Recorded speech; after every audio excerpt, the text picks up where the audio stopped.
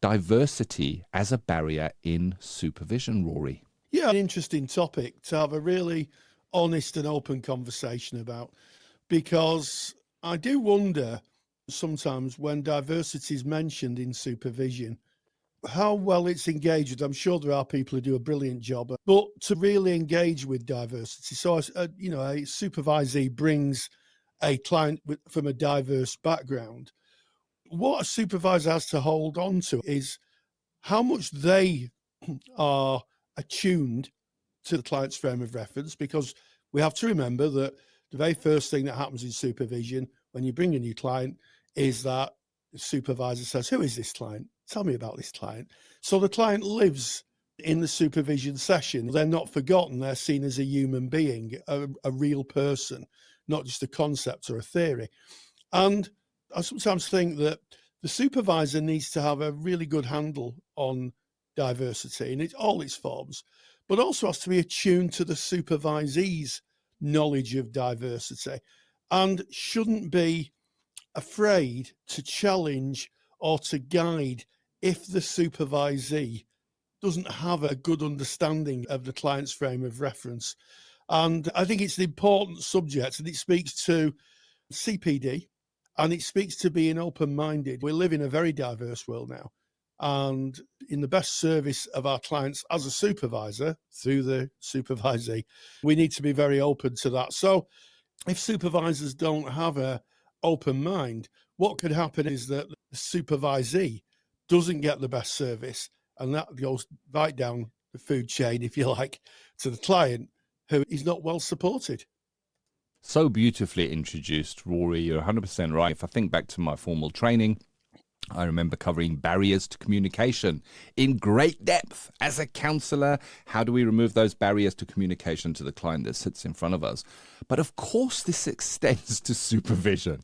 And we need to be able to bring our clients freely and without there being any form of bias. So let's open up, as we do often, with kind of a definition. So the definition of supervision is it's a formal process designed to ensure safety, reflection, and accountability in our counseling practice. But when diversity, equality, and inclusion are not addressed, they can become barriers in the openness, trust, and growth in supervision. And just like a barrier in communication within a client-counselor relationship is going to affect how that client perceives and receives the care, it's the same with us in supervision. And I think one of the things, and I've got a couple of areas that we might focus on here, one of them is the power imbalance. We're going into our supervisor, and it depends where you are in your journey. But if we're looking at the authority figure within a supervisor, this can silence supervisees around identity issues. So it could be race, gender, sexuality, disability within a client, within them themselves as a practitioner.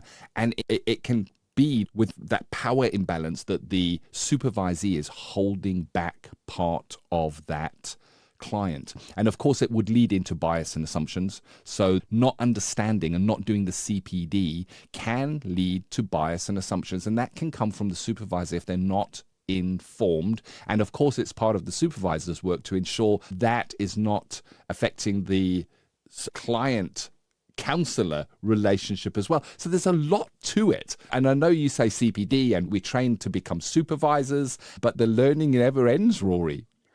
It never does. And one of the things that is a great fear for supervisors, I don't know if it was the same in your practice, Ken, is hidden clients that a supervisee won't bring for fear of judgment or fear that the supervisor will not understand the client. It boils down to supervisees either not bringing clients or not feeling that they have enough of an understanding. And this is especially pertinent to trainees or people right at the beginning of their career that may have not engaged with diverse communities or a specific part of diversity, that what could happen is that they just don't talk about them, or that the conversation isn't enriching and invigorating, and that feeds into their work with the client who doesn't get the best service. we're looking at it from two perspectives. So we're going to have supervisors listening to this right now and counselors listening. There's some students as well. And it's important at all levels that we have a look at this. But I think I'm looking back to training and thinking when it comes to a bias or a prejudice, it would be so wonderful to say, you know what, we don't have biases and prejudices because we're counselors and psychotherapists and we've worked through all our stuff. But there can often be unconscious bias and prejudices within ourselves. So I'm talking about self-work here. And I think when we speak about barriers to communication, we look within self and think about what is there that could potentially create a barrier in communication? And we are all a product of the road that we have walked. But I think step one of this is having a real conversation with ourselves about what our relationship is with this topic and exploring where we can go, what we can talk about happily without it being colored by our past or maybe information that we were given as we were growing up. And I think starting with self is a great point of this, really understanding who I am. And it's a similar process with when training students. We might say to the students, have a real deep look at yourself and consider maybe areas that you wouldn't feel comfortable working with a client. And it might be a certain presentation that triggers something in the counselor. And it's knowing that. And I think once you understand where you really are and what those barriers can be, it's only then that you can start to work on removing them or lowering them. And I think this is also about complete honesty and transparency, first with self, but then going into supervision. Every supervisor has got a supervisor. Go into supervision and say, I recognize that I had a supervisee who brought XYZ presentations, and I recognize that there was a little bit of reluctance in me to go fully there or to fully understand that, and to get it out in the open so that we can look at this with clarity and work on being who we want to be, Rory.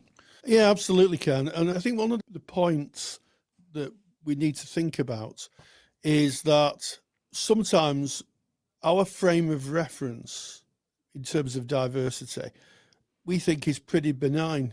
We think I'm a liberal person, I believe in equality and all those things. Yet some of the things that we consider as norms may be something that is considered by someone from a diverse community as not their norm and completely baffling. And sometimes the polite thing to do is to realize that not everybody thinks the way you do. And that can be sometimes quite hard for people to have to look at their own belief of what they believe to be true and realize that there are many other truths that people have and to try and understand them. So many. You know, as you were saying that, it reminds me of an episode of a program that aired in the UK some decades ago called The Royal Family. It was about a family that would just sit in their living room watching the television. And the young lad in the episode gets a girlfriend, and his girlfriend is a vegetarian. And the family's reaction to that is, oh, that's a real shame for her. Can't she eat meat? And he was saying, no, this is a choice. This is a choice that this person is having.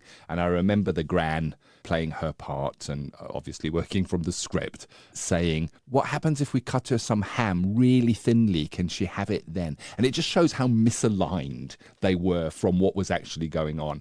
And I guess for them to realign, there would need to be education. It comes back to what you were saying, Rory, of CPD is so important when we're talking about this topic.